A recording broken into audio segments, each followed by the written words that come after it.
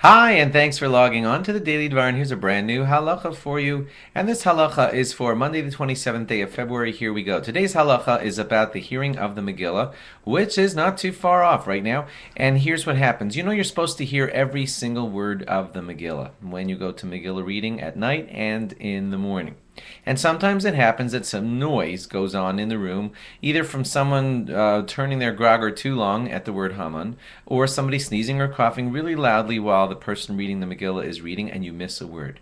And you may have in the past thought, oh no, there was a noise, I missed a word, the whole thing's gone. I'll have to come back at 10 o'clock at night to hear the Megillah read for a second time. Wrong.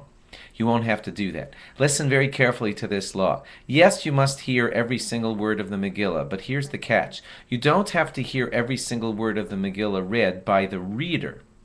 If there's a cough or a noise and you miss a word, you can say that word out of the Megillah that you're reading from. Even if the Megillah that you're reading from is not a kosher Megillah and it's just a printed thing, it's still okay because the law is that you must hear the majority of the Megillah from a kosher Megillah.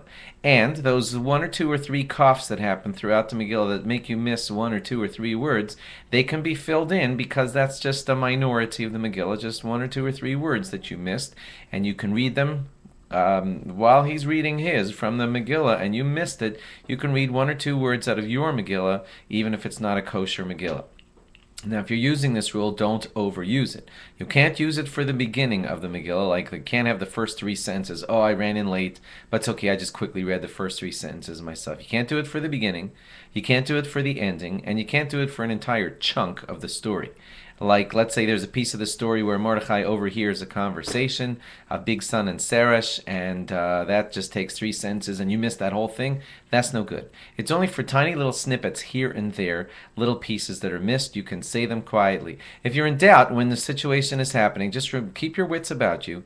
Say the word that you missed, maybe say the one or two words that you missed just to cover for them, and remember where they were, what you did, and then at the end of the Megillah, you can run over to the rabbi and say, Rabbi, here's what happened. I missed these two words, I missed that word, and I missed this word, and I said them quietly to myself out of my Megillah. Am I okay?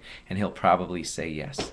You may want to check it carefully just to make sure you didn't miss anything important or critical or crucial that will ruin it, but generally the way I've said it is the rule. Now, if you have specific questions, you'll ask your rabbi. Thanks for logging on. Log on again tomorrow for more. Bye-bye.